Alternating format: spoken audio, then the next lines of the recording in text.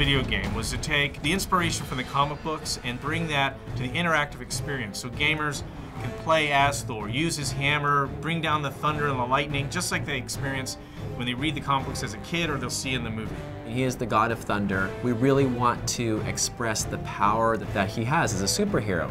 He's going against big demons and giant trolls scattered across the 9 worlds. The bosses of each of these worlds are these monstrous, titanic entities with all sorts of different powers capable of tremendous destruction. It's been great to take ideas and concepts, not just from the comics, but from Marvel themselves, building enemies that are worthy of Thor. The game is not a play-the-movie game. Our narrative is very different. We worked with Matt Fraction, who's one of the scribes for the Thor comic. When we first started talking about the music for Thor, I pulled together all the different concept art, the videos from the game. What we actually wanted the music to do is play like a thread that is tying the game together from a dramatic point of view.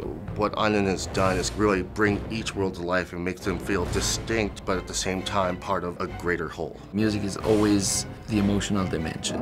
The Thor game is a real opportunity for gamers to finally get a chance to have a dedicated experience where they can play as Thor the entire way through and really get that sense again of being a god. The main part of the game is your melee combat. Using your hammer, he has many different combos, and then you also have your god powers. We work the god powers into the combos. He's got thunder, he's got wind moves, which are kind of his people mover, and then lightning, which is obviously one of the key iconic things about Thor. There's a grapple system. Thor literally climbs on top of his enemies in order to get the best vantage point to bring the hammer down. There's something just fun and visceral about playing with a character with a giant hammer, smiting people left and right. It's such a gratifying experience. You know, I think people are going to be really excited about being able to get their hands on it.